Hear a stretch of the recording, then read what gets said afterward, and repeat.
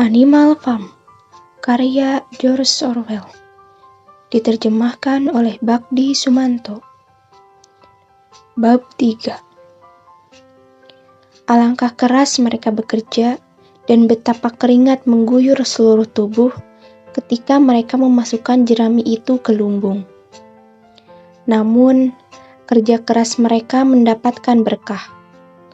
Musim panen kali ini berlimpah, bahkan jauh lebih sukses dibanding yang mereka harapkan. Kadang-kadang pekerjaan itu sangat berat. Peralatannya sudah didesain untuk manusia dan bukan untuk binatang. Dan terjadi kemunduran karena tak seekor binatang pun mampu menggunakan alat apa saja yang mengharuskannya berdiri di atas kaki belakangnya. Namun, babi-babi begitu pandai, sehingga mereka bisa menemukan jalan keluar untuk setiap kesulitan. Adapun para kuda, mereka mengenal setiap jengkal tanah di ladang. Dan pada kenyataannya, jauh lebih memahami persoalan memotong dan menggaruk ladang daripada Pak Jones dan orang-orangnya. Babi-babi memang tidak sungguh-sungguh bekerja dalam arti fisik, tetapi mereka mengarahkan dan mengawasi yang lainnya.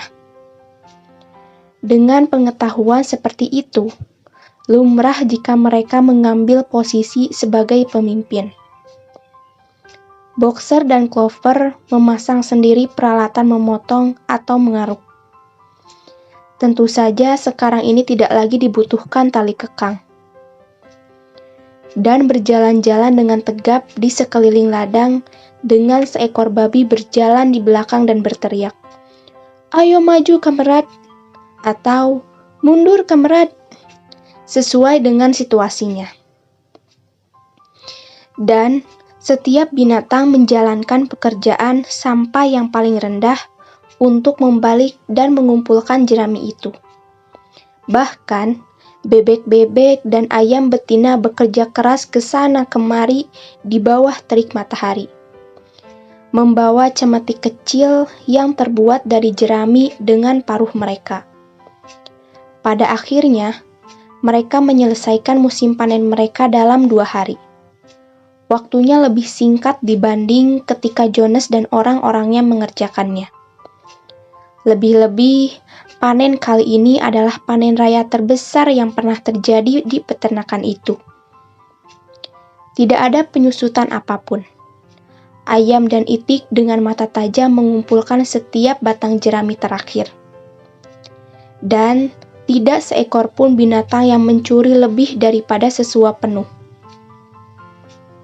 Sepanjang musim panas, pekerjaan di peternakan itu berputar seperti jarum jam. Para binatang bahagia, sebab mereka tak pernah membayangkan bahwa hal semacam itu mungkin terjadi. Setiap suap pakan merupakan suatu kegembiraan tersendiri, karena sekarang pakan itu sungguh milik mereka, dihasilkan oleh mereka sendiri dan untuk mereka sendiri, bukan dibagikan pada mereka oleh seorang majikan yang uring-uringan. Dengan perginya manusia parasit yang tak berguna, ada lebih banyak pakan yang bisa dimakan oleh setiap binatang. Ada banyak pula waktu senggang yang belum pernah dialami oleh binatang-binatang itu. Mereka juga menghadapi banyak kesulitan. Misalnya, kelak pada tahun itu ketika memanen jagung. Mereka harus menginjak-injaknya dengan gaya purba dan meniup sekamnya dengan napas mereka, karena peternakan itu tidak punya mesin penebah. Namun, babi-babi itu dengan kecerdasannya dan Boxer dengan otot-ototnya yang luar biasa kuat, selalu berhasil menarik jagung itu. Boxer sangat dikagumi semua binatang. Ia adalah pekerja keras. Bahkan pada masa Pak Jones, tetapi sekarang ia lebih tampak seperti 3 ekor kuda sekaligus. Ada hari-hari ketika seluruh pekerjaan di peternakan seakan harus ditanggung oleh pundaknya yang kuat. Dari pagi sampai malam pekerjaannya mendorong dan menarik. Selalu menanggung pekerjaan yang paling berat. Ia telah membuat kesepakatan dengan ayam jantan muda untuk memanggilnya setengah jam lebih awal daripada yang lainnya setiap pagi, dan mengerjakan beberapa pekerjaan sukarela sebelum pekerjaan reguler dimulai. Jawabannya untuk menjawab setiap kemunduran, setiap masalah, adalah "aku akan kerja lebih keras", yang sudah dihayatinya sebagai semboyan pribadi. Akan tetapi, setiap binatang bekerja sesuai dengan kapasitasnya. Ayam betina dan bebek misalnya, menyelamatkan 5 gantang jagung pada waktu panen dengan mengumpulkan butir-butir jagung yang tercecer. Tak seekor binatang pun mencuri. Tak seekor binatang pun yang bersungut-sungut tentang langsungnya. Pertengkaran dan saling gigit serta perasaan iri yang merupakan pemandangan lumrah pada masa lalu sekarang hampir menghilang. Tak seekor binatang pun menjerit, atau katakanlah hampir tidak seekor pun. Memang benar, Molly agak sulit dibangunkan pagi-pagi, dan punya kebiasaan meninggalkan pekerjaan lebih awal, dengan alasan ada batu pada kukunya. Dan ada perilaku kucing yang agak aneh. Begitu tahu ada pekerjaan yang harus diselesaikan, kucing tak pernah bisa ditemukan. Ia bisa menghilang selama berjam-jam. Kemudian muncul kembali pada saat makan, seperti tak terjadi apa-apa. Atau muncul pada senja hari tatkala pekerjaan sudah selesai.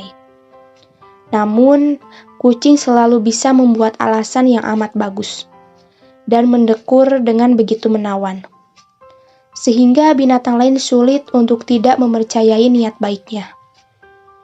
Benjamin tua si keledai tampak tidak berubah sesudah pemberontakan itu. Ia bekerja dengan sama lambannya seperti pada masa Pak Jones. Ia tidak pernah meringkik sebagaimana laiknya seekor keledai. Juga tak pernah bekerja ekstra secara sukarela. Tentang pemberontakan dan hasilnya si keledai juga tak pernah menyatakan pendapatnya. Ketika ditanya apakah ia tak bahagia lagi karena Pak Jones sudah pergi, ia hanya menjawab, "Keledai mempunyai panjang umur. Tak seekor pun di antara kalian yang pernah melihat keledai mati." Dan binatang-binatang lain harus puas dengan jawaban yang tersamar seperti itu. Pada minggu tak ada pekerjaan. Sarapan mundur 1 jam daripada biasanya. Dan sesudah sarapan, ada satu upacara yang selalu dipatuhi. Acara pertama adalah pengibaran bendera. Snowball menemukan selembar taplak meja hijau milik Bu Jones di kamar perlengkapan kuda yang kemudian digambari sebuah kuku binatang dan sebuah tanduk dengan cat putih. Bendera ini dikibarkan di atas tiang di kebun rumah peternakan itu setiap minggu pagi. Bendera itu hijau. Snowball menjelaskan. Untuk melambangkan padang hijau di Inggris. Sedangkan kuku dan tanduk menengarai masa depan Republik Binatang yang akan bangkit ketika ras manusia akhirnya tumbang. Sesudah mengibarkan bendera, semua binatang berjalan menuju sebuah lumbung besar untuk pertemuan umum yang dikenal sebagai rapat. Di sini, pekerjaan pada minggu yang akan datang direncanakan, dan resolusi diajukan serta diperdebatkan. Biasanya, babi-babi itu yang mengajukan resolusi. Binatang-binatang lain paham caranya memberikan suara, tetapi tidak pernah bisa memikirkan resolusinya sendiri. Snowball dan Napoleon sangat aktif dalam perdebatan itu. Namun, sudah diketahui bahwa dua binatang itu tak pernah sependapat. Apapun saran yang dibuat oleh salah seekor dari mereka, yang lain bisa dipastikan akan menentangnya. Bahkan, ketika sudah disetujui satu hal yang dengan sendirinya tak bisa ditentang seekor binatang pun. untuk menyisihkan sebidang kecil padang rumput di belakang kebun buah-buahan sebagai panti ureda bagi binatang yang sudah melewati masa kerjanya, terjadi perdebatan ramai tentang masa pensiun untuk setiap kelas binatang. Rapat itu selalu diakhiri dengan lagu binatang Inggris, dan sore harinya digunakan untuk rekreasi. Babi-babi itu telah menyisihkan ruang perlengkapan kuda itu sebagai kantor untuk diri mereka sendiri. Di sini, pada sore hari, mereka belajar menjadi tukang besi, tukang kayu, dan kerajinan lain dari buku-buku yang sudah mereka keluarkan dari rumah peternakan. Snowball selalu menyibukkan diri mengorganisasi binatang lainnya ke dalam apa yang ia sebut komisi binatang. Dalam bidang ini, Snowball tidak kenal lelah. Ia membentuk komisi produksi telur bagi ayam-ayam betina. Kemudian liga ekor bersih bagi sapi-sapi. Lalu komisi reedukasi kamerad liar, yang tujuannya menjinakkan tikus dan terwelu. Kemudian gerakan wol lebih putih untuk para biri-biri. Dan berbagai komisi lainnya. Di samping itu, ia mendirikan kelas menulis dan membaca. Secara keseluruhan, proyek-proyek ini gagal. Usaha untuk menjinakkan makhluk liar itu misalnya gagal total segera setelah dibentuk. Binatang-binatang liar itu tetap saja berperilaku seperti dulu. Namun, ketika kemudian diberi kemurahan, mereka memanfaatkannya. Kucing itu masuk dalam komisi reedukasi dan sangat aktif di sini. Tetapi ya untuk beberapa hari saja. Pada suatu hari, ia terlihat duduk di atas atap dan mengobrol dengan burung-burung gereja yang sulit diraihnya. Ia sedang bercerita pada mereka bahwa sekarang semua binatang adalah teman, dan setiap burung gereja boleh datang dan bertengger di kakinya. Tetapi para burung gereja itu tetap mengambil jarak. Bagaimanapun, kelas membaca dan menulis itu sukses. Pada musim gugur, hampir semua binatang pada tataran tertentu bisa membaca dan menulis. Dan babi-babi bisa menulis dan membaca dengan sempurna. Anjing lumayan lancar belajar membaca, tetapi tidak tertarik membaca apapun kecuali 7 perintah itu. Muriel si kambing bisa membaca sedikit lebih baik dibanding si anjing. Dan pada malam hari, kadang-kadang ia biasa membacakan sobekan koran dari tumpukan sampah untuk binatang lainnya. Benjamin bisa membaca sebaik para babi, tetapi ia tidak pernah mengasah kemampuannya. Sejauh yang ia tahu, katanya tak ada yang pantas dibaca. Clover belajar seluruh alfabet, tetapi tidak bisa membentuk kata-kata. Boxer tak bisa memahami lebih dari huruf D saja. Ia bisa menuliskan A, B, C, D di tanah dengan kukunya yang besar itu. Kemudian berdiri menatap huruf-huruf itu dengan kupingnya menekuk ke belakang. Terkadang menggoyangkan jambulnya, sambil berusaha dengan segala daya untuk mengingat huruf apa sesudah itu. Tetapi tidak pernah berhasil.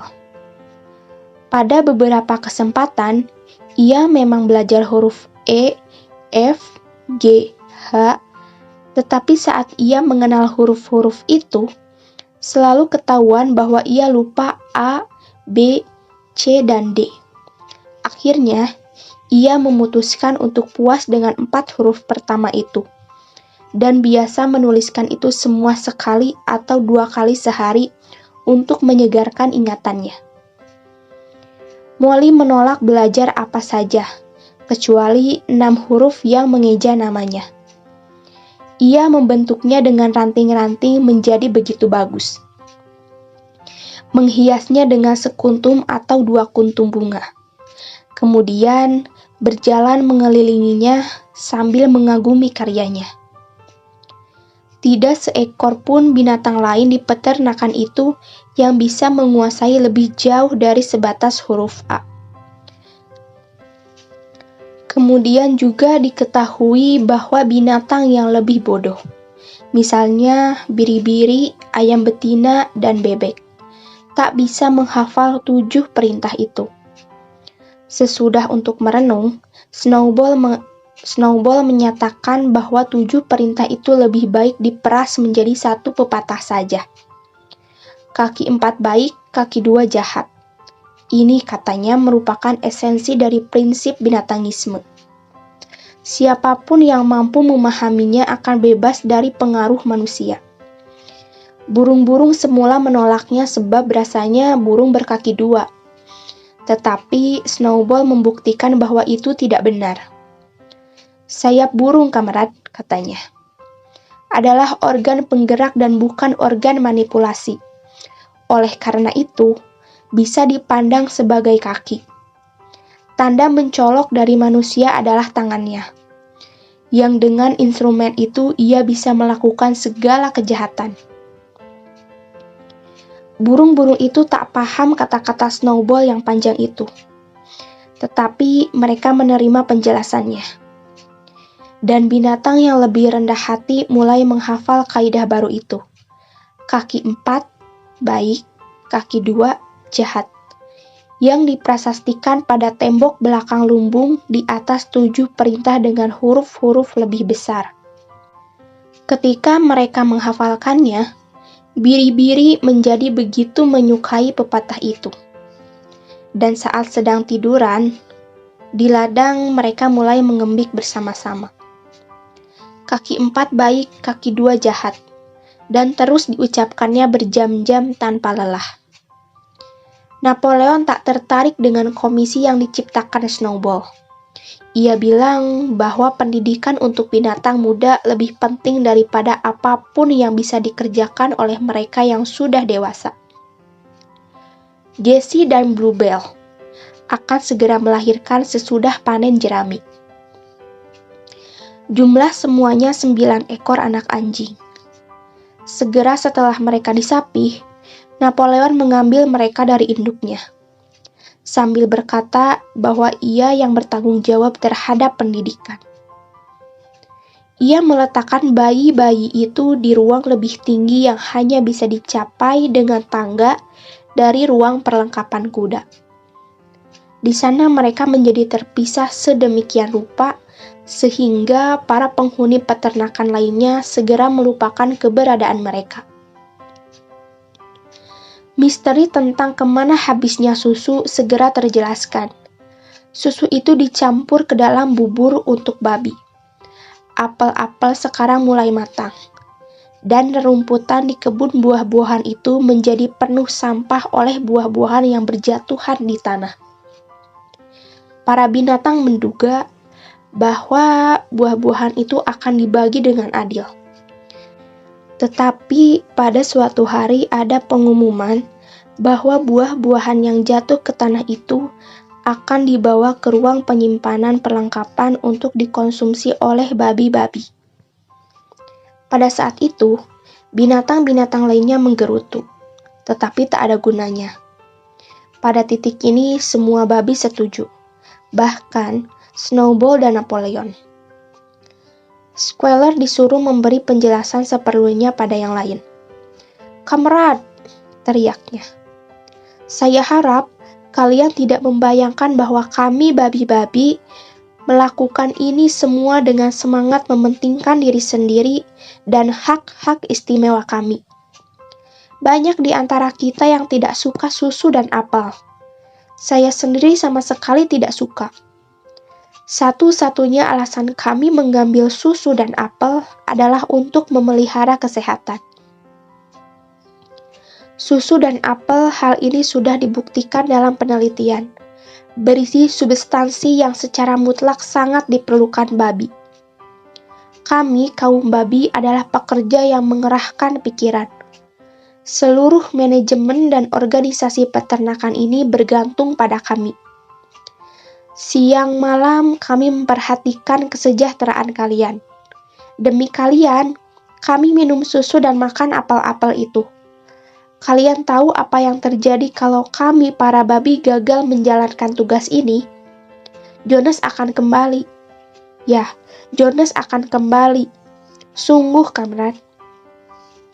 Teriak Squealer memohon-mohon pengertian sambil melompat ke kanan dan ke kiri dengan ekor bergoyang-goyang. Sungguh, tak seekor pun dari kalian yang menghendaki Jonas kembali, kan? Sekarang hanya satu hal yang benar-benar diyakini para binatang itu, yaitu bahwa mereka tidak ingin Jonas kembali. Pentingnya menjaga babi-babi selalu dalam kondisi kesehatan yang baik sudah sangat jelas alasannya. Maka hal itu disetujui tanpa banyak perdebatan bahwa susu dan apel yang berjatuhan tertiup angin. Dan juga panenan utama apel-apel ketika mereka menuai harus diistimewakan untuk babi-babi saja.